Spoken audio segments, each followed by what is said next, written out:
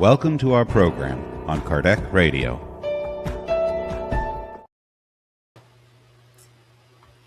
Hello, guys. So, welcome. This is Angy Stewart from Mia INNERLIGHT, and we are here live on Kardec Radio. So, continue with our study. This is the book we have been studying for a while. It is called On the Way to the Light, one of the unbelievable books from the spirit of Emmanuel. So, if you never read this book, please do it. Buy it. Start from the beginning, because this book is the book that brought light for me to understand how our civilization started, how everything started, who is the governor of our planet. And when you go to spiritist meetings, everybody talks about so many things, and everybody mention because Jesus is the governor of the planet Earth, because this, and I never knew the details. But most of the details are in this book. Here explain so many details, all the civilizations that came from the star of Capella, why they came, how everything started. So it is a blessing. And after we talk for like 50 minutes about this book, we usually try to leave 10 minutes to talk about this other book. This is What is Spiritism? It's a very small book from Kardec. So Kardec had other books in addition to the codification. And to start, I would like to invite all of you to have your water bottle there. And in Spiritism, we understand that when we do our prayer, when we are able to connect with the enlightened spirits, we actually receive the blessings. We feel good, we feel relaxed, and this is what we want to do. We want to receive some help and guidance from the spirits that are with us right now. And to do so, I would like to invite all of you to close your eyes, relax, and then we can start our prayer. Just one moment. Let me put this link here. Uh, Recently, our YouTube channel changed, so I think the link is bringing everybody to a different YouTube. But let's close our eyes, elevate our thoughts, inhale, exhale, and God, our Mother and Father, at this moment we ask your guidance, your inspiration, to help all of us to be able to understand what we will be talking, to receive this good inspiration from the elevated spirits that will be with me and with my guests. So we will be able to provide everybody a beautiful conversation and the best of the understanding that we had through the beautiful text. Please stay with us. So be it. Very good. So let's invite my guests for tonight. Hello, Juan. How are you? Hi, Angie. How are you? Very good.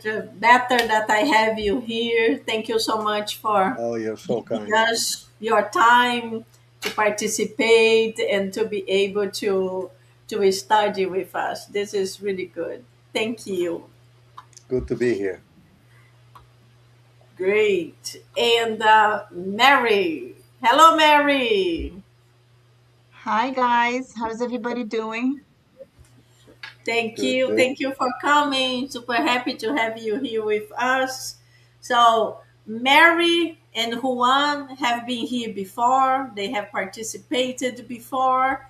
So it is wonderful to have you both here with us so we can actually continue learning about this beautiful, beautiful book. So, to start, I will start reading and then we can start commenting. So, let me just, I think we have, let me remove.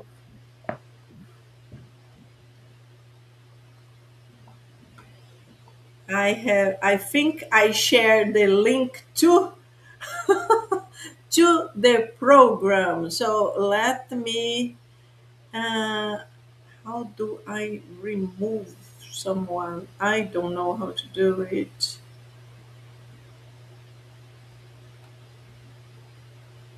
Okay, so let's start. Chapter 10. Matthew, you are here. Can you please mute yourself? I don't know why I cannot. You came in the link. Yes, thank you. So, we are in chapter 10. So, chapter 10, I will read a little bit of the chapter. Chapter 10, Greece and the mission of Socrates. On the eve of Earth's adulthood, prior to his own coming to the world, the Christ appraised the spiritual maturity of human beings and sent a large cohort of wise and benevolent spirits who were capable of definitively consolidating this maturation of earthly thought. The populous cities of the globe at the time were full of educated and benevolent individuals, of philosophers and artists who renewed all the inclinations of humankind for the better.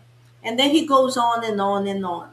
So, my friends, what can we talk about this beginning of this adulthood? I can start with the phrase from Socrates. The only thing I know is that I know nothing. That's the famous one. Um, what I love about this first paragraph, what really touched me, it's the care and the love of Jesus for us, by sending these wonderful souls to prepare the planet for us. And what breaks my heart, let's put it that way, is how we think we're so advanced and that we've gotten places and we're still there. I mean, the wars, the war between Athens and Sparta, it's like the book will say, I don't want to go ahead of it, but Germany and Russia and all the wars going on now, and it's like, and it's always like culture and like military, and we're still there. That's kind of sad. That what else do we need? Who else does Jesus need to send for us to wake up? You know, and just like really like Jesus, he never wrote anything. Jesus had 12 people, 12 men write. He never wrote anything, and neither did Socrates. Socrates had one man to interpret everything that he tried to teach us by examples. He never wrote anything.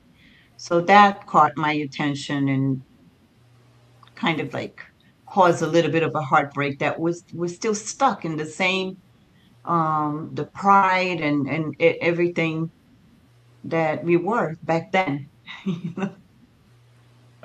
Yeah, this very important spirits, they came to earth with the mission to teach us, and in the past there was not really the focus on the written language, but thank god there was written language, although it would be hard to have a lot of memories about them. So Socrates never wrote any line, but Plato, his disciple, did. And even his disciple could not fully understand the message of Socrates, but it's because of him that we know so much about Socrates. And the same thing with Jesus. Jesus never wrote anything. His words were like super powerful and kept in the memory of everybody. But thank God for the disciples, especially Luke, that was the doctor that was more educated from all of them.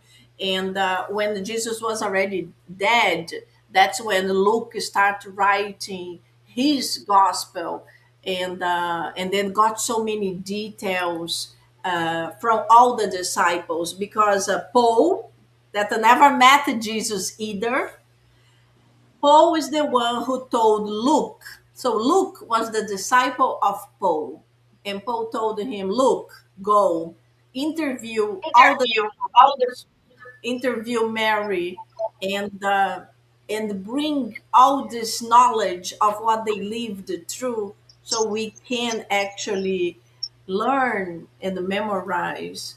But that's how it is started, exactly. So, with all these spirits that were so powerful.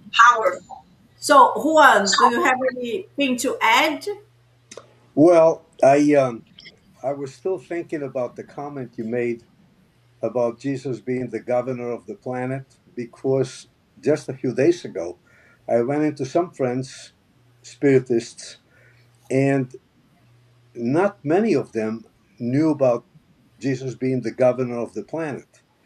And I tried to explain, but I couldn't remember where I had read the good explanation about it. And then I remembered that it's the very first chapter of this book that, yeah, that talks exactly about that, um, where it cites that there's a community of spirits that pure spirits created by God, described as the supreme Lord of the universe in that paragraph, which are responsible for the administration of the universe.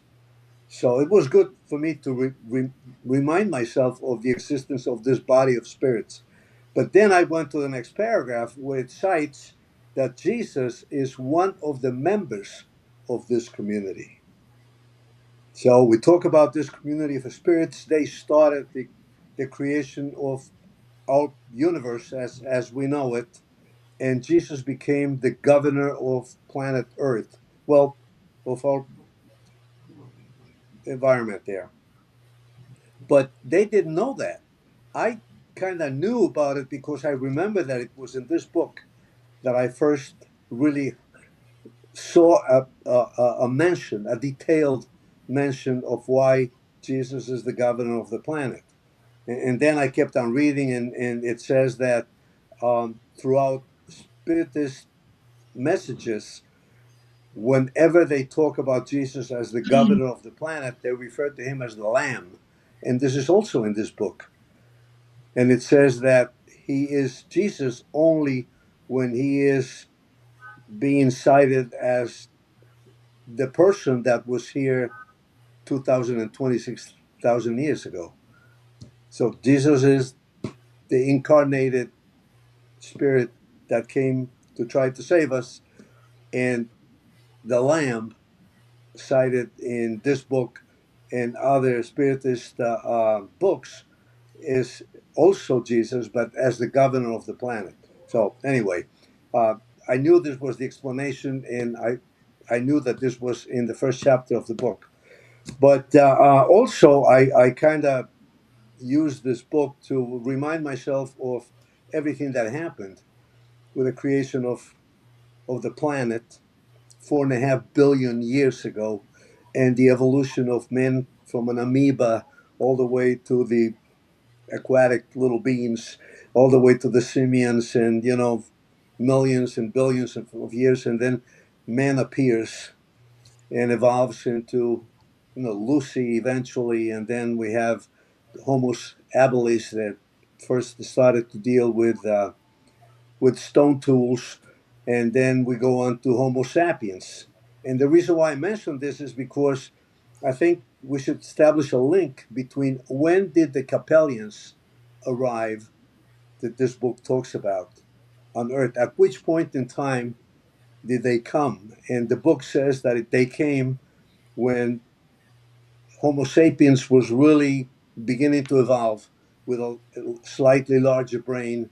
He was already discovering agriculture, and he could receive this being could receive the souls of the Capellians being in here. And it's no wonder that the next step that Homo sapiens takes is the Cro-Magnon man, who is much evolved as Homo sapiens. And the reason, one of the reasons being, is that the Capellians were more developed, intelligent. They had all this technology, although morally they were deficient. But that's how this whole thing starts, by reminding us that this spirits coming from Capella arrived just when man that evolved on this earth naturally begins to be ready to mingle with them. And the next Cro-Magnon man is just tremendous. It goes into Europe, it keeps going into India, it keeps going into what is now Egypt, and it just is ready to receive the Capellians coming in here. Anyway, Yes, all this, all these amazing details are described in this book, in the yeah. previous paragraphs, in the previous chapters. That's why this book is so amazing, Oh, because it yeah, it's connects fabulous. so well science with philosophy, religions, all these things that we had no idea. Yeah, So and they're this all book, connected, Angie. They're all connected. The Indians with Krishna and with Buddha in Nepal, our Buddha, preparation for the Egyptians with Hermes being the detainer of all the knowledge about everything that was really Spiritism today. You know, the 10 points, one God, and the man has a soul, and when the man dies, the soul doesn't die, and the cause and effect, and yes, all that. It was all the same. It migrates from India, it goes to Egypt. In Egypt, there was a guy called Hermes, who happens to be the one that really passes this information to, guess who? Socrates, because Socrates visits Egypt and is intrigued. Not really clear to me if he finds Hermes, or if Hermes, knowing Socrates was in town, decides to pass all this information to him. But that is how I I learned. That is how Socrates came into this situation, learning it from Hermes. It wasn't that he was born with this information. And of course, he passes this to Plato and Pythagoras and all that, and in the other group, the Hebrews. and this all these amazing philosophers, they were from this group, all these enlightened people that were sent to earth at the same time to bring this light to all of us at the same time. That's why it talks about on the eve of earth's adulthood. That's Yeah, why everybody said, my God, how many philosophers all together, and all so special because of this. And when you also mentioned that Jesus is one of the enlightened spirits, so this is a knowledge that Spiritism gives to us, because in some religions, people even mix up Jesus with God. They even call God Jesus is God, God is Jesus, and Jesus said so many times, "My Father, your Father, our Father." But people will still understand that Jesus is actually God. But you can see that Jesus is one of the many pure Jesus. spirits, one of many. They yeah, are called Christs, they are called Christic spirit. It's a lot of responsibility. To be the governor of a state is a lot of responsibility. To be the president of a country, imagine to be the governor of a planet. It's a lot of trouble. And it requires the spirit to be really, really elevated, super loving, to be able to deal with all the problems that we cause. but also super intelligent, because in Spiritism we understand it's together. Morality and intelligence, it goes together. And then after all this, he was a pure spirit, and he incarnated on earth to come to live with us. So the spirits, they say that he spent 1,000 years shrinking his perispirit to be able to to incarnate, not to reincarnate. He never Incarnate. incarnated on earth. This was the first and only time. So amazing. We need to move on. Time flies. We is already 9:25. So we need to talk a little bit about Sparta and Athens. So what can we talk about? What is the main difference between Athens and Sparta? And then we jump to experiments. Let's So go. like one was the more the like I said before, like one was more towards rigid, like a military. Athens was more artistic, more into, philosophy and arts. And Sparta was all about military. That's it's very similar to what we have now. Like you take Brazil, for example, what we're going through right now. Some one side wants, and I'm not going to mention left or right. We're just going to stick to like one side wants, it's like, wants progress and arts and and the other just wants rigid and everything strict.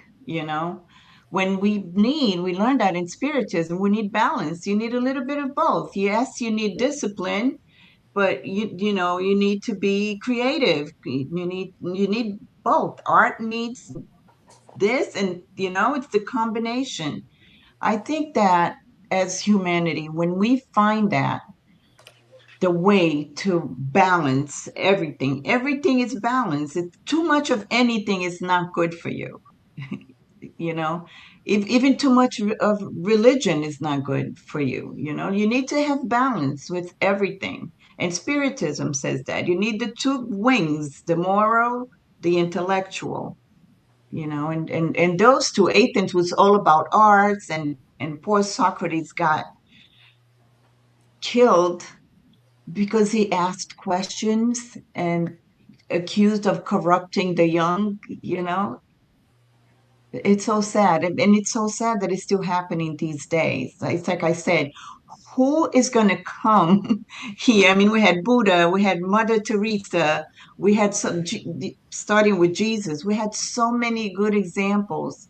And we're so hard, our hearts were so hardened, you know.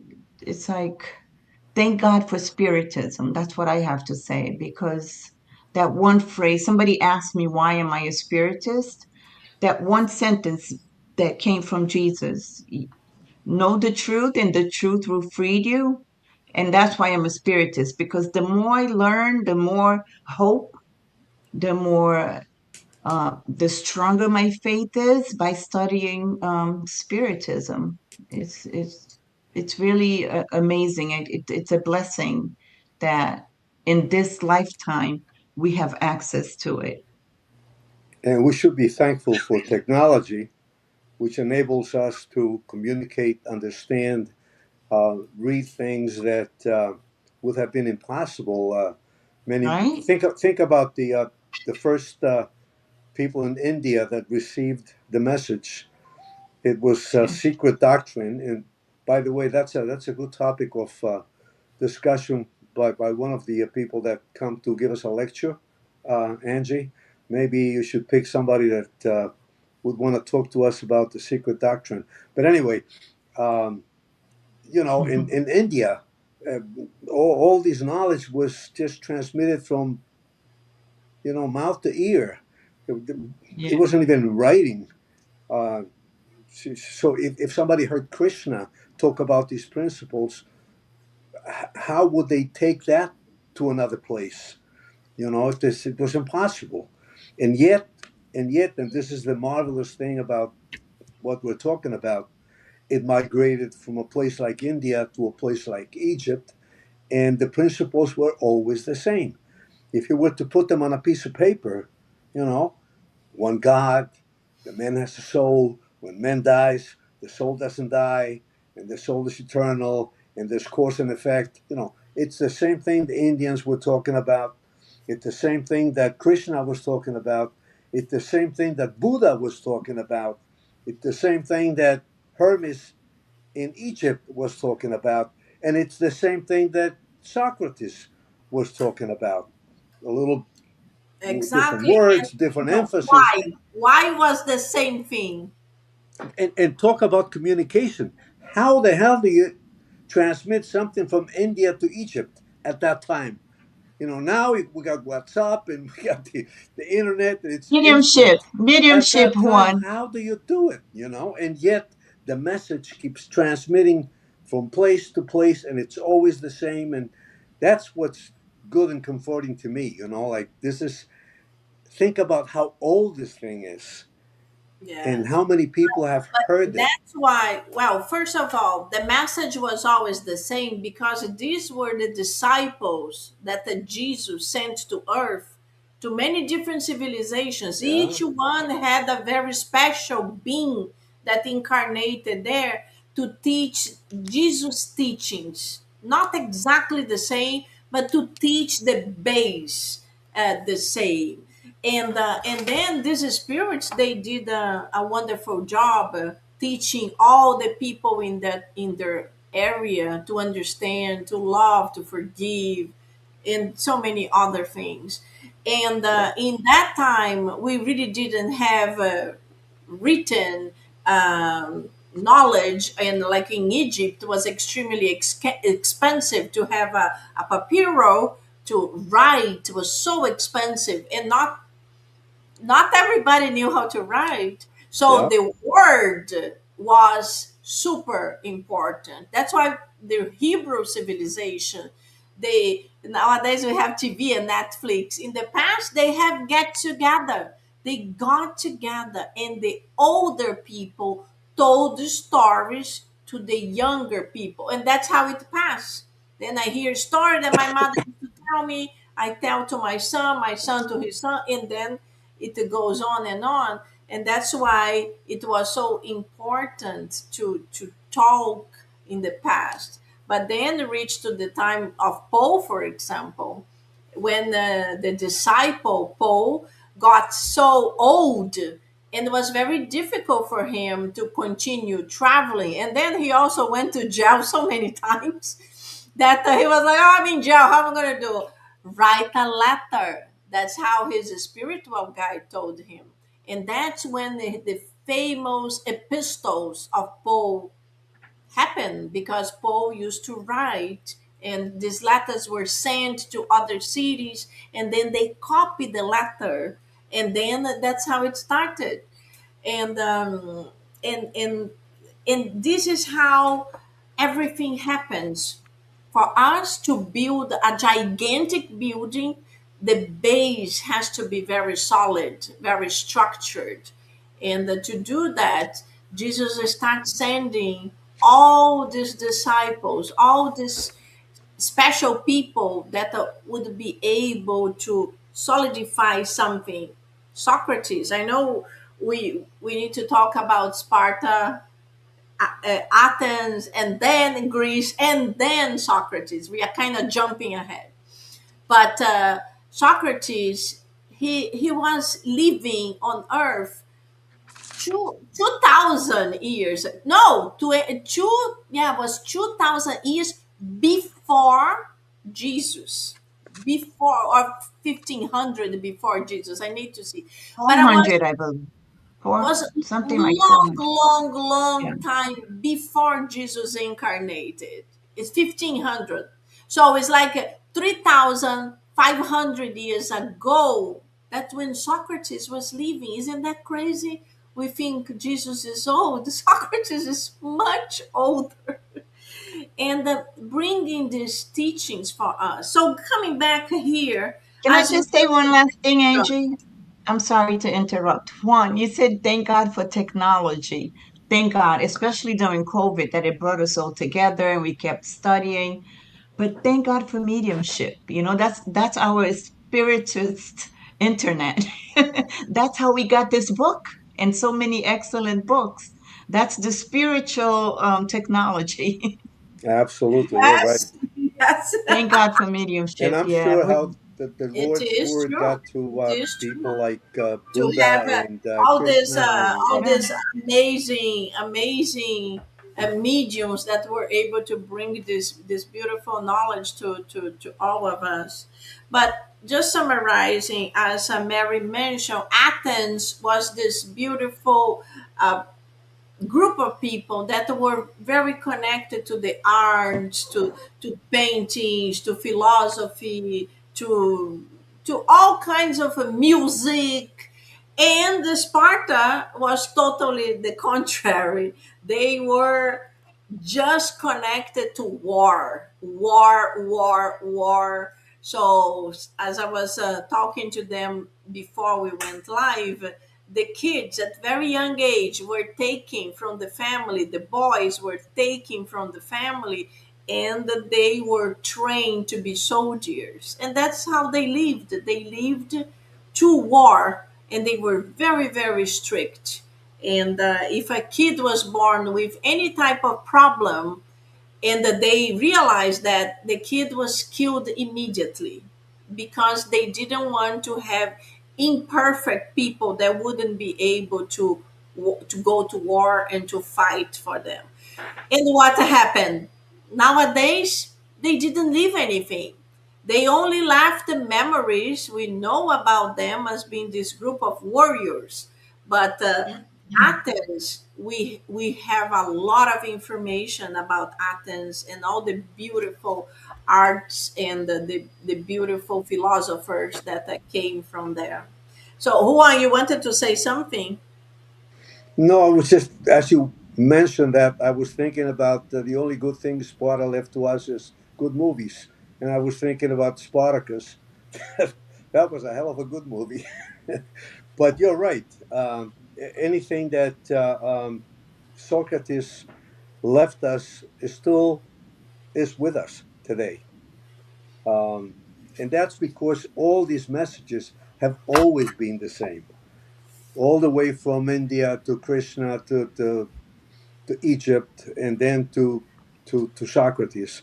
He was a very reading about him. He was a very different kind of person. Not only did he think differently, but he behaved differently from all others, which got him in trouble that Mary was mentioning before. He had this method of questioning Yeah. people and getting them. We're gonna talk about him. We're Oh, gonna talk about him. okay, We need okay. to go in I'm jumping order the so gun. we I'm don't sorry. jump all over the Okay, place. yeah. Before we talk about him, we need to talk about Greece. So, what can we talk about Greece? And then we talk about Socrates.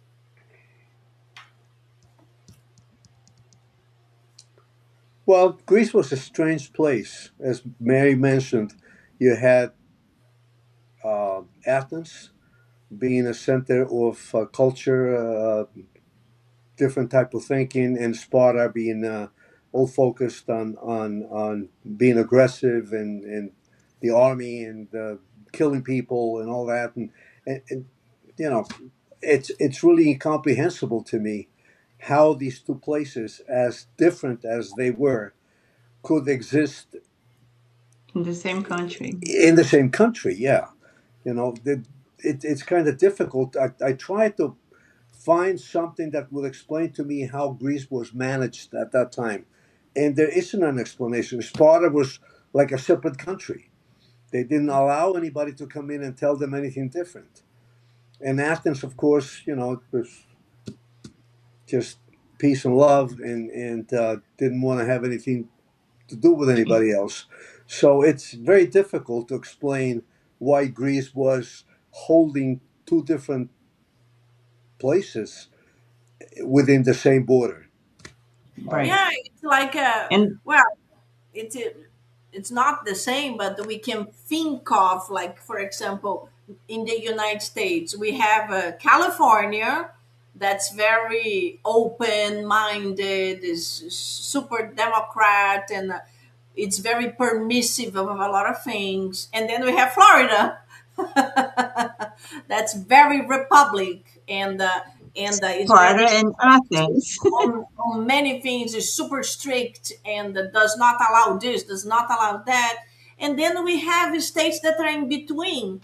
They are Republicans, but they are not so strict. And we have other states that are Democrat, but they are not so open. So it's more or less like that. So they had like Spartans that were these people that reincarnated, that they were so into this warrior situation, this behavior.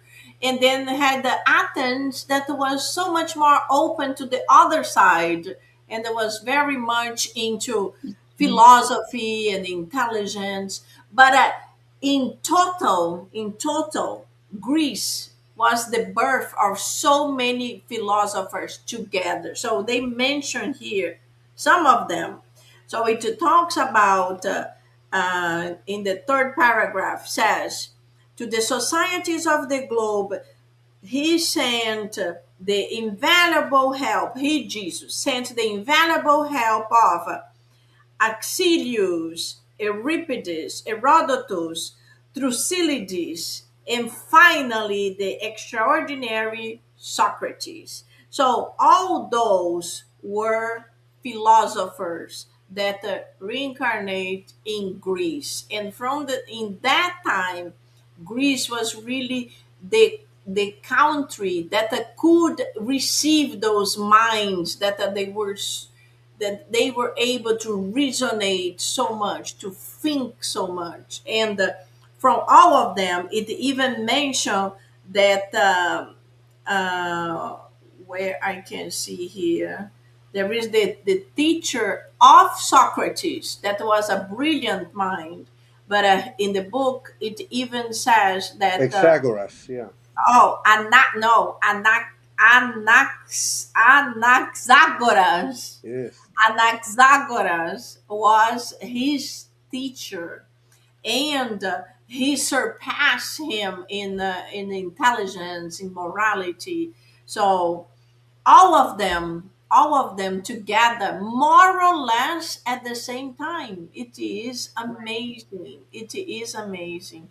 So now we jump into the major figure that we have been talking for a while already, Socrates. So, like Mary was mentioning in the beginning, Socrates had this power of understanding what was the problem that I was being taught, but he never said something. So if Mary says, "Oh, this wall is pink," he would say, "Why do you think it's pink?" Yeah, make you think. And Mary would say, "Because I can see." But how are you sure it is pink? Maybe your eyes are not very good. So he used to make people to think. And the way of he acted used to drive people crazy, because he made people get angry about, "I already said so." And he said, but why? So he made people to think. And this was the first time this type of behavior was found, because the other philosophers, they didn't have this type of conversation, this type Questioning has been known as the Socratic method. When you talk about the Socratic method, it means question. Yes, Keep challenging whoever is presenting something to you as, yeah. exactly. He was like That's what I'm. one challenging anything that even if he agreed, he wanted to understand how you reach to that conclusion. So he wanted to understand your way of thinking. And then that's really really interesting. Yeah. And I also read, Angie, that a hallmark of Socrates' approach was pretend to be ignorant and to justify the questions. He Yeah. was not proud. In fact, he went the other way. He pretended to be ignorant, and he wanted to have the people he was talking to um, teach him by asking questions, and so that became the Socratic method. Very very Yes, smart, very smart. yes, it's an amazing, amazing method, really, and difficult for us to when we think it is really difficult for us to dialogue with Socrates. Can you imagine?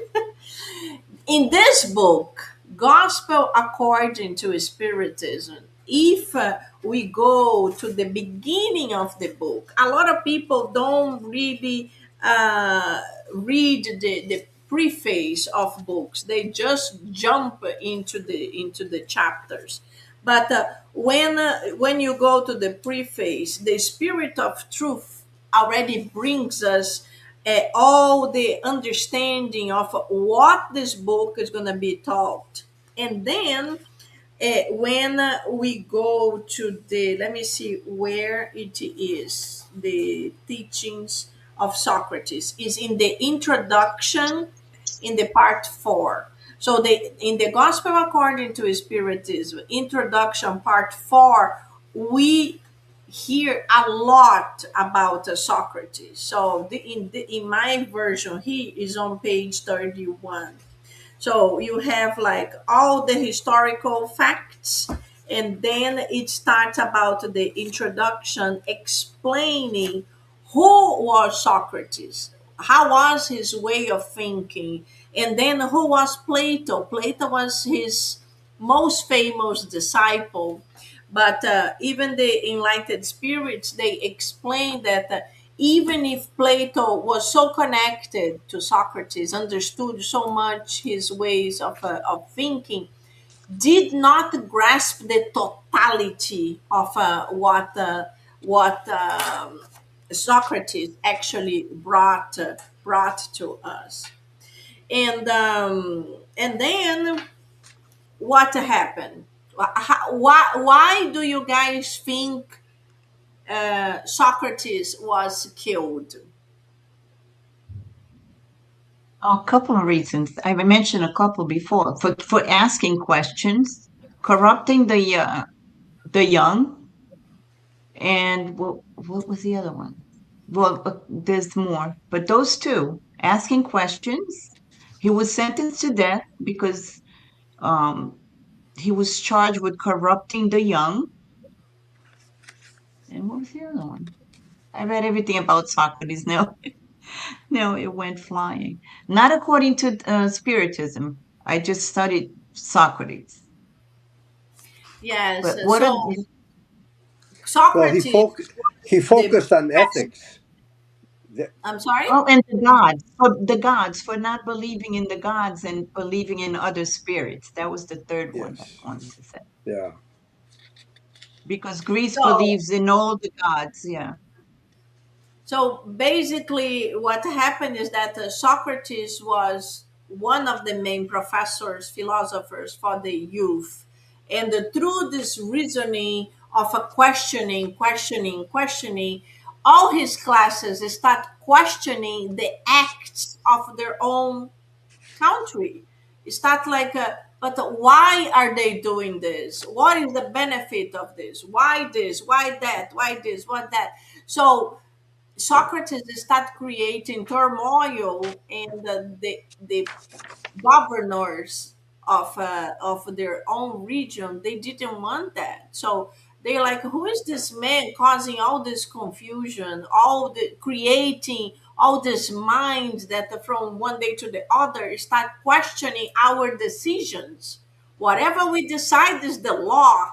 And Socrates used to go to the public square to say, why are you charging more taxes when people are in starvation? It should be canceled. And everybody like, yeah, yes, yes.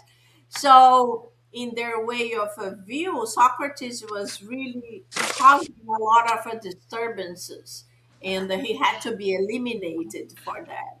So we know that. some of the judges that determined that he had to be killed agree with Socrates, and that they didn't want him to be killed.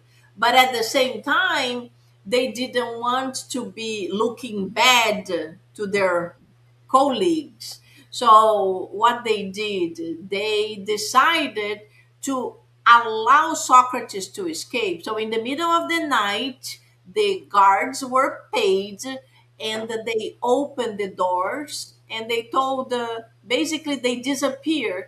And a friend of Socrates went to visit him and said, "You are free to go, go, go, go, run, run, run." Okay. And then Socrates said, "Why I'm gonna run? What's gonna happen if I leave here and I go to another city? It will happen again because I will be Socrates, wherever I am."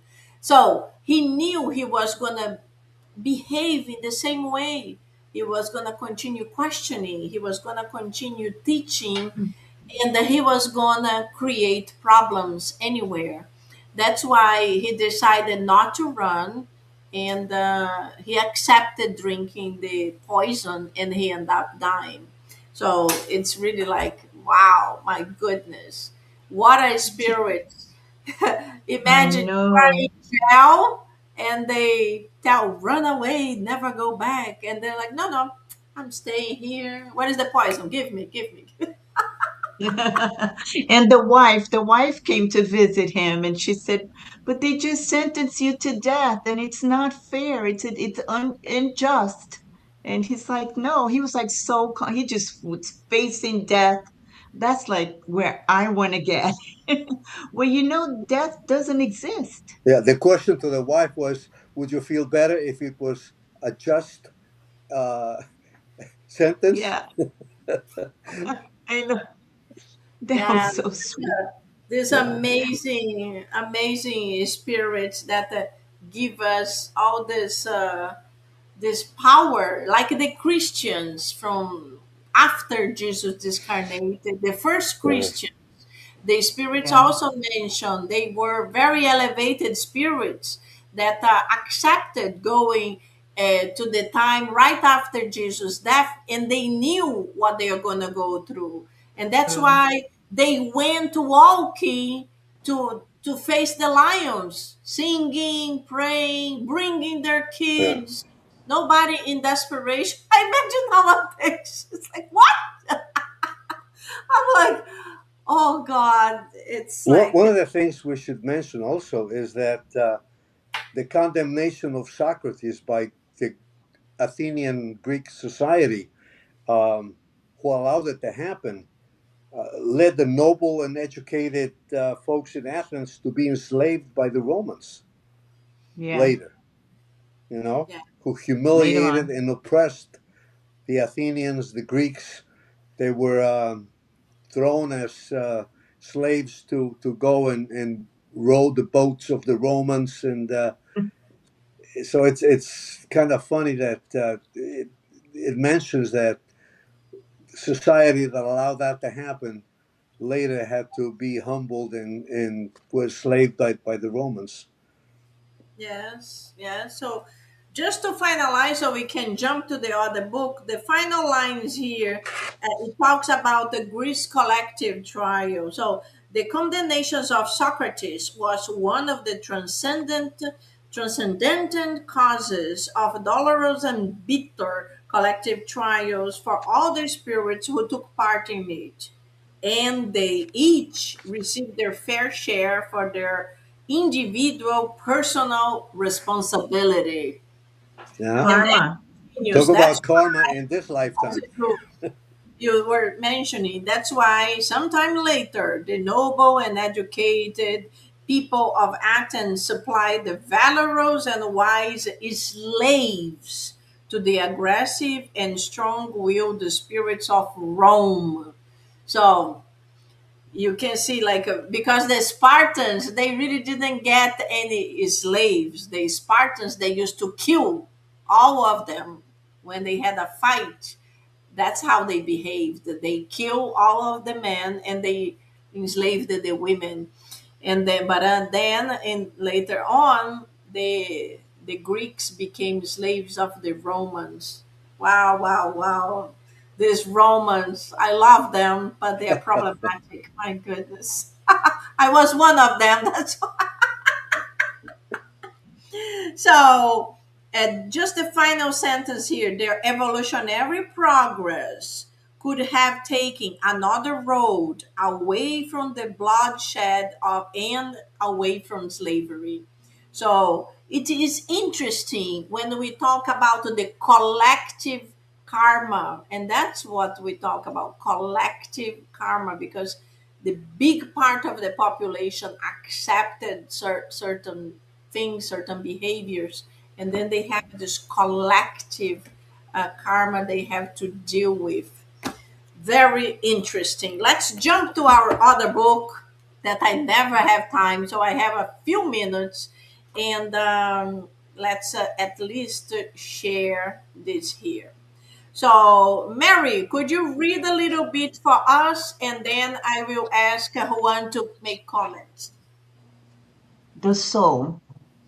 Where is the seat of the soul? The soul is not located in any one part of the body. Along with the perispirit, it forms a fluidic, penetrable whole, assimilating the entire body, with which it comprises complex being and from which death is no more than sort of a split, two like bodies, joined during life and separated after death. In death, one is destroyed while the other remains. During life, the soul acts more especially upon the organs of thought and sentiment. It is simultaneously internal and external, that is, it radiates outward. It can even leave the body, travel far, and manifest its presence. I lost it. Presence somewhere else, as observation and somnambulistic phenomena have shown. 109. Is the soul created at the same time as the body or before? There are two possibilities. Either the soul exists or does not exist before the body's formation. With the pre-existence of the soul, everything is explained logically and naturally. Without it, it is even impossible to justify certain dogmas of the church. The spirits have resolved that question in the affirmative, and neither the phenomena nor logic can leave any doubt about it. However, once we accept the soul's preexistence as a simple hypothesis, at least, Let's talk a little bit about that. This is interesting because a lot of people, when talk about the soul, they start thinking it is inside of our body. They Some scientists, they even mention, I don't believe it. They mention to Chico Xavier, I don't believe in the spirits that you talk about because I have seen so many people dying and I never saw the spirit running away from the bodies. And Chico Xavier said to him, he said, my son, you cannot see the spirit running away from the body. This is something that's invisible, and only the mediums would be able to see it. But you have to understand the soul is not inside of the body. When the body is dead, the soul is already gone, already disconnected. So what can we talk about this a little bit more about the soul and what it is said here? Like it's interesting the question, where is the seat of the soul? It is located in which part of the body? Some people think, oh, it's in the brain, it's in the heart. What can we talk about it? Mary, you can talk about it too. Now, that's a hard question. And I think that every one of us probably has a very definitive impression or an idea. Um, but it's so important because from the beginning, the very beginning, this has been one of the 10 topics when talking about spirituality. You know, there's only one God, and the second thing is we all have a soul, Mm. and this soul does not die when the body dies. So where is it, and where does it go? It's from the very beginning. The questions you're asking, Angie, have been asked by many people, and I don't know what the answer is. Where's the body, the soul? I think the soul is everywhere in you. We all know what the body is. I think we all have an idea as to what the perispirit is, but I think the soul is just doesn't have any form. It doesn't have any substance. It is just is. It is, and it's everywhere we are until the body ceases to exist. Am I making sense? Yes, it's Um, like to, the body and the soul, they are connected, but it doesn't mean the soul is inside of the body. It is connected by the silver cord, and the soul is connected to the physical body through the perispirit, who they actually mention here, the two like bodies, because there is the physical body, that's our physical body, and there is the spiritual body that we can call the perispirit, that is the copy of the body. And but this understanding that the soul is locked inside of the brain or inside of the heart, this is not how it is. And the other point is very interesting too, and that's what everybody talks about. Is the soul created at the same time as the body or before? Because a lot of people think when we are born, the soul or spirit is created at the same time with the physical body. And the spiritism gives us this understanding that it's not. Because imagine if it was like this, would it be how we would explain the evolution, how we would explain these new kids that are so smart, so intelligent, that so quickly they can get a cell phone and they know everything about this thing. And when we think about us when we were kids, like my goodness, when I think about me being a kid, I was so buh.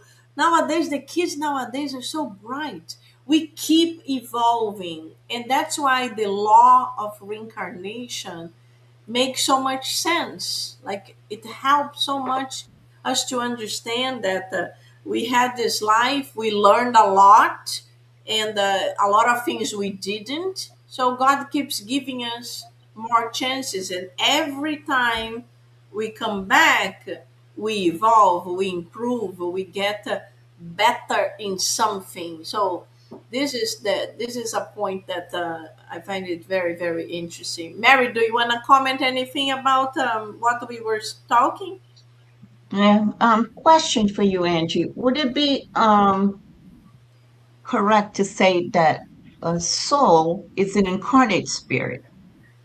This Yes. in the spirit, it's an errant spirit.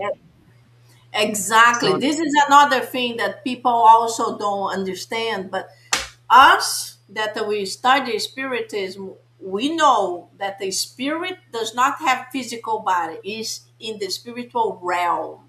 But when the spirit comes and have a body, starts as a little baby, then we say the soul. So the so soul of that person who is incarnated. When Angela dies, will be the spirit of Angela, not the soul anymore.